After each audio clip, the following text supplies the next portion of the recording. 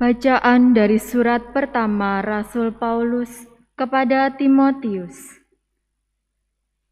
Saudara-saudara terkasih, pertama-tama aku menasihatkan agar dipanjatkan doa-doa dan permohonan serta ucapan syukur kepada Allah bagi semua orang, bagi pemerintah dan penguasa, agar kita dapat hidup aman dan tentram dalam segala kesalehan dan kehormatan. Itulah yang baik dan berkenan di hati Tuhan, penyelamat kita. Ia menghendaki agar semua orang diselamatkan dan memperoleh pengetahuan akan kebenaran. Allah itu Esa, dan Esa pula Dia yang menjadi pengantara Allah dan manusia, yaitu manusia Kristus Yesus. Ia telah menyerahkan diri sebagai tebusan bagi semua orang, suatu kesaksian pada waktu yang tepat. Untuk kesaksian itulah aku telah ditetapkan sebagai pewarta dan rasul, yang kukatakan ini benar, dan aku tidak berdusta. Aku ditetapkan sebagai pengajar bangsa-bangsa dalam iman dan kebenaran. Oleh karena itu, aku ingin agar dimanapun kaum lelaki berdoa dengan menengadahkan tangan yang suci, tanpa kemarahan dan perselisihan. Demikianlah sabda Tuhan.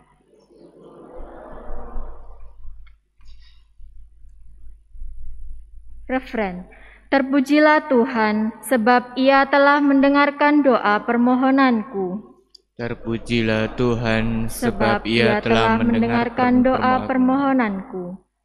Dengarkanlah suara permohonanku, apabila aku berteriak kepadamu minta tolong, dan mengangkat tanganku ke arah tempat-Mu yang maha kudus.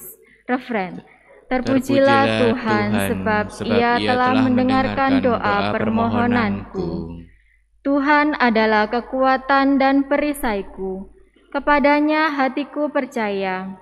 Aku tertolong, sebab itu beria-rialah hatiku, dan dengan nyanyianku aku bersyukur kepadanya. Refren. Terpujilah Tuhan, sebab Ia telah mendengarkan doa permohonanku.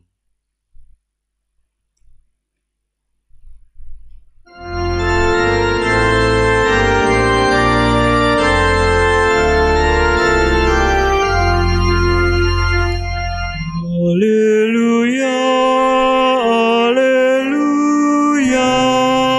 haleluya, haleluya, haleluya,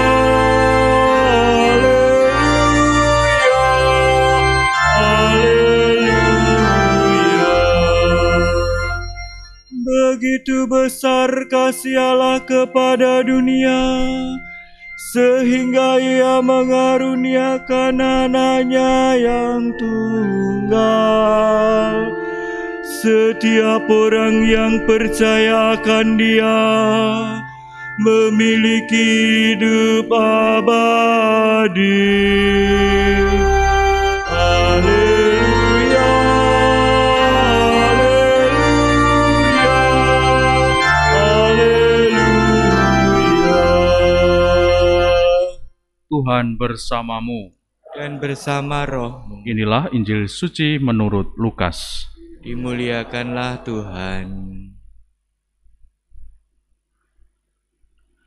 Pada suatu ketika setelah mengakhiri pengajarannya kepada orang banyak, masuklah Yesus ke Kapernaum.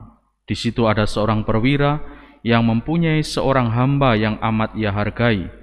Hamba itu sedang sakit keras dan hampir mati. Ketika mendengar tentang Yesus, ia menyuruh beberapa orang tua-tua Yahudi kepadanya untuk meminta agar ia datang dan menyembuhkan hambanya. Mereka datang kepada Yesus dan dengan sangat mohon pertolongannya, katanya, "Sudah selayaknya engkau menolong dia, sebab ia mengasihi bangsa kita, dan dialah yang menanggung pembangunan rumah ibadat kami." Maka pergilah Yesus bersama mereka. Ketika Yesus tidak jauh lagi dari rumahnya, perwira itu menyuruh beberapa sahabatnya mengatakan kepada Yesus, Tuan, janganlah bersusah-susah, sebab aku merasa tidak layak menerima Tuan dalam rumahku. Sebab itu aku juga merasa tidak pantas datang sendiri mendapatkan Tuan. Tetapi katakanlah sepatah kata saja, maka hambaku akan sembuh. Sebab aku pun seorang bawahan dan di bawahku ada pula prajurit. Jika aku berkata kepada salah seorang pergi, maka ia pergi, atau kepada yang lain datanglah, maka ia datang.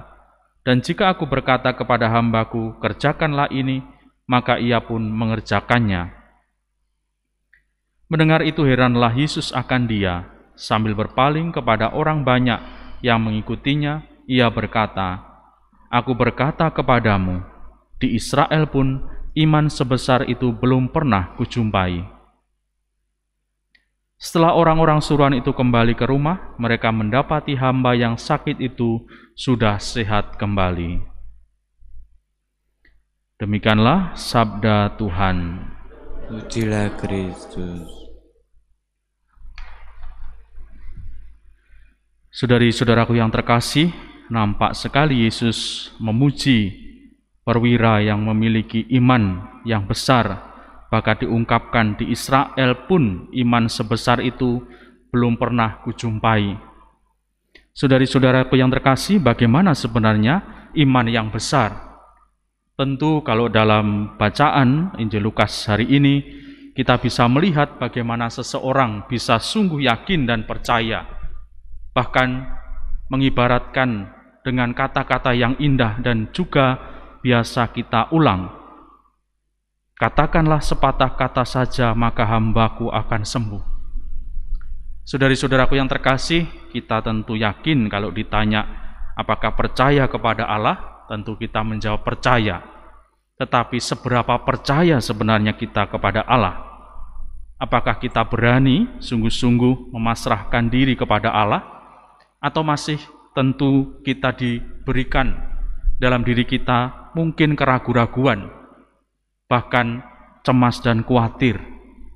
Saudari-saudara, memang tidak mudah bagaimana pergulatan iman itu hadir dalam pengalaman hidup kita sehari-hari.